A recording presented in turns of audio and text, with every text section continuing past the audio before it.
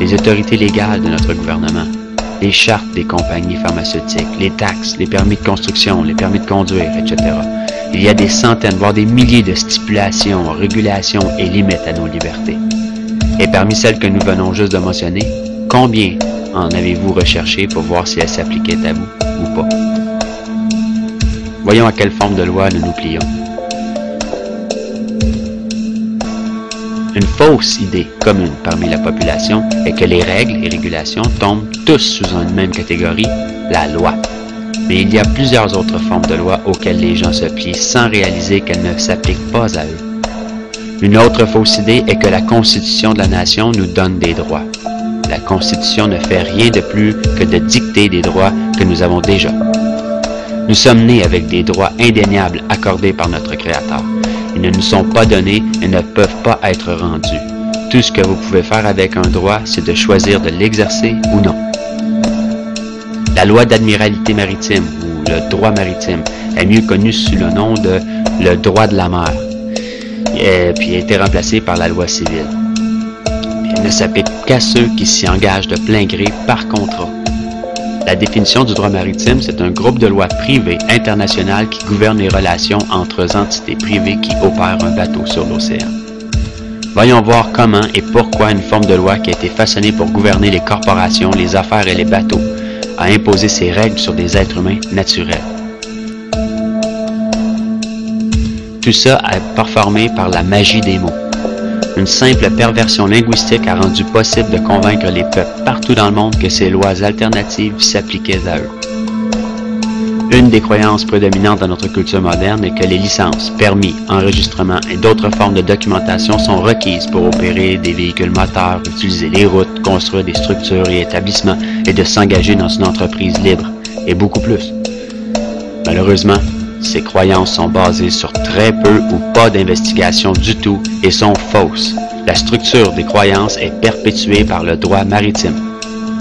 Cette forme de loi a été originalement conçue pour gouverner les bateaux qui arrivent à quai dans des nations étrangères pour importer ou exporter des produits et des ressources.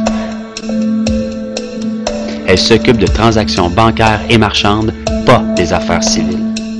Quand un produit est sorti d'un bateau et apporté à une nation étrangère, qu'une nation prend la garde de cette ressource, elle est représentée avec un certificat. Le certificat affiche la date de naissance du produit pris en garde par la nation en question. Demandez-vous, pour commencer, pourquoi il est supposément requis d'avoir un certificat de naissance de vie. Le dictionnaire Baran des termes bancaires définit un certificat comme un papier établissant une revendication de propriété. Dès lors, on remarque que n'importe qui avec un certificat de naissance est défini comme une propriété. La propriété de qui? Les gens sont utilisés comme nantissement ou comme garantie avec les autres nations parce que la nation est en banqueroute. Exemple, les États-Unis ont déclaré banqueroute le 9 mars 1933. À partir de là, les États-Unis ont commencé à prendre des prêts d'une corporation privée non affiliée avec le gouvernement appelée la Réserve fédérale. Sans argent pour repayer les prêts, les États-Unis ont commencé à utiliser les citoyens comme garantie. Tous certificats de naissance ou de mariage sont littéralement des reçus d'entrepôt. Faites juste regarder les similarités. Tous deux ont une date d'émission,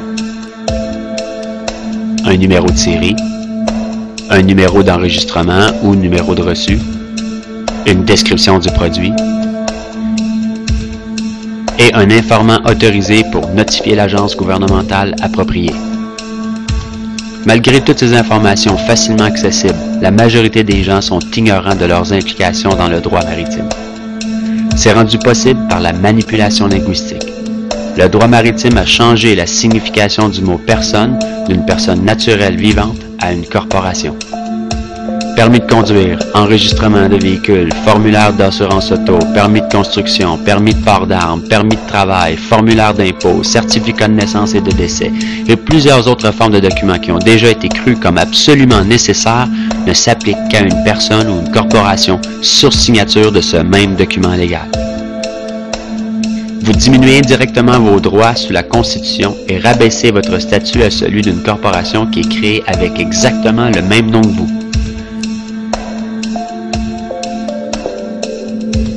La seule façon de reprendre votre véritable nom du nom de la corporation est de remarquer que la corporation a son nom entier en lettres majuscules. C'est ce qui s'appelle Capitis Diminutio Maxima. Vous remarquerez que votre permis de conduire, certificat de naissance, carte d'assurance sociale, carte d'assurance maladie, assurance, etc. utilisent toutes les lettres majuscules pour représenter légalement la corporation qui porte votre nom, pas vous. La corporation est connue comme une personne artificielle, alors que vous êtes une personne naturelle. La déception va encore plus loin quand on arrive en cours. Quand vous vous présentez en cours, vous remarquerez qu'il y a un siège pour les témoins derrière une clôture de bois. Le défendant doit la traverser pour passer de l'autre côté, là où le plaignant et le juge sont assis. L'action symbolise l'embarquement d'un bateau. À ce moment, les négociations peuvent être conduites en droit maritime. Le juge, qui prend le rôle de capitaine ou de banquier, est responsable pour régler la balance entre les deux côtés. C'est pourquoi il y a toujours une valeur monétaire impliquée dans tout cas judiciaire. Le capitaine s'occupe simplement des disputes marchandes et de transactions bancaires. Une fois la balance payée, le procès est clos. Pour sortir le procès du droit maritime, où vos droits ne sont pas protégés, vous devez éviter de représenter la personne artificielle. Ceci est accompli en déclarant que vous êtes une personne naturelle. Vous n'avez ni prénom ni nom de famille parce que ceux-ci impliquent un titre corporatif. En cours, vous pouvez déclarer que la Cour prenne un avis légal de vos honneurs d'assermentation. Tout juge doit prendre un serment de fonction pour pratiquer la loi. Mais vous devez établir clairement à la Cour et au jury que le banquier agit comme un juge et non un banquier. Souvenez-vous que vous êtes un être humain naturel de la Terre. Vous n'êtes gouverné par rien d'autre que votre propre conscience. Les lois sont créées à l'intérieur d'une société. La société qui crée les lois que nous voyons appliquées aujourd'hui est appelée la société de loi. La plus belle partie de toute cette déception est le fait que nous ne faisons pas partie de cette loi de société. Et donc, ces lois ne s'appliquent pas à nous. Les juges, les avocats et les agents du maintien de l'ordre font tous partie d'une société. Dans cette société, ils ont créé leur propre langage, qui est déceptivement similaire au français. Ils ont ces petits joujoux qu'ils appellent actes, statuts et régulations, qui ont l'air de loi, mais ne s'appliquent qu'à ceux qui font partie de cette société. Ça signifie fondamentalement que toute violation de trafic, âge minimum requis, etc., sauf le dommage à autrui ou de leur propriété, ne s'applique pas à la personne naturelle. Les lois ne s'appliquent qu'à ceux qui font partie de cette société de loi. Le jeu auquel on joue n'est qu'une illusion. Vous pouvez simplement choisir d'ouvrir les yeux et de réclamer les libertés avec lesquelles vous êtes né, délimitées par rien d'autre que votre propre imagination. Voici seulement quelques exemples pour s'assurer que vos droits sont protégés. La plus importante ligne de défense contre cette déception est de loin la reconnaissance de la perversion du langage et d'être absolument conscient de comment vous vous formez vos croyances et concepts.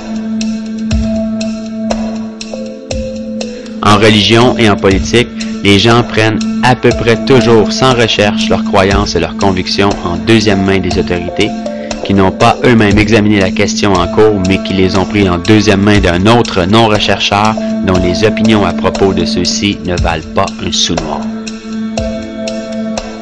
Dans toutes les formes de perversion du langage, il y a une réflexion miroir dans le microcosmos de la psyché. Et le problème que je vois en l'humanité aujourd'hui est que désormais, nous ne nous connaissons plus véritablement. Nous avons un job de 9 à 5, nous avons une maison, les enfants, les factures, la télévision, les hobbies et les tâches qui nous font courir à chaque jour. Et nous commençons à éventuellement croire que c'est ce que nous sommes. Vous me suivez? Mais qui sommes-nous sans le titre professionnel, sous le statut de mère ou de père ou de théiste ou d'athéiste, de républicain ou de démocrate, de noir ou de blanc, d'homme ou de femme? Qui sommes-nous? Qui sommes-nous dans le fin fond? Nous ne le savons pas parce qu'à chaque fois que nous entendons une réponse que nous ne voulons pas accepter à propos de nous-mêmes, nous le nions. Nous le passerons et le projetterons sur quelqu'un d'autre et les jugerons eux pour ça. C'est de la répression. Et nous voyons ce que la répression peut nous faire à un niveau individuel. Mais que peut-elle faire à un niveau collectif de l'humanité? Qu'arrive-t-il quand le monde entier refuse de se voir réellement pour ce qu'il est intérieurement?